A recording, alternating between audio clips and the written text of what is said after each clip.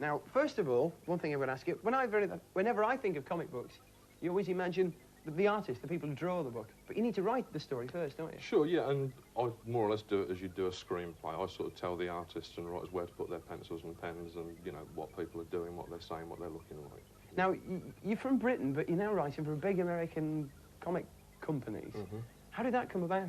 Well, they just pull up in a big Chevrolet and said, "Kid, would you like to be a star?" And I said, "Sure," you know, and I suppose it was basically that they just saw a lot of the work I've been doing for Britain and the awards I've been getting and just decided that I might not be too bad taking over one of their titles.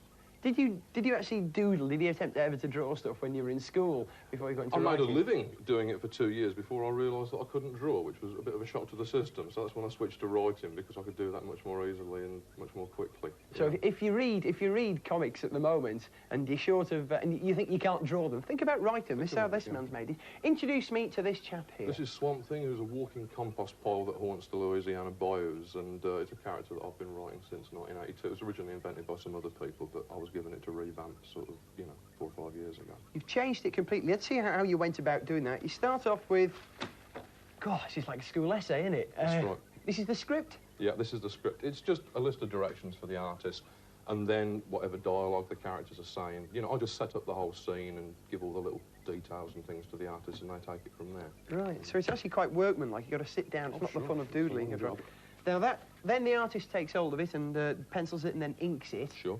And you see it, you get it coming back like that. So you get an idea, like a black and white movie, I suppose. And then, the next bit, and this is where it gets really dramatic, I think, it gets coloured in, and this is a photograph version of the finished story. That must be satisfying, see? It's nice to see it, yeah. I mean, when you've slogged at it for a month writing it, and then you're holding it in your hands and reading it, it feels pretty good, yeah. Now, there's been some big changes in comics lately, and you're responsible for quite a few of them, I think. I try my best.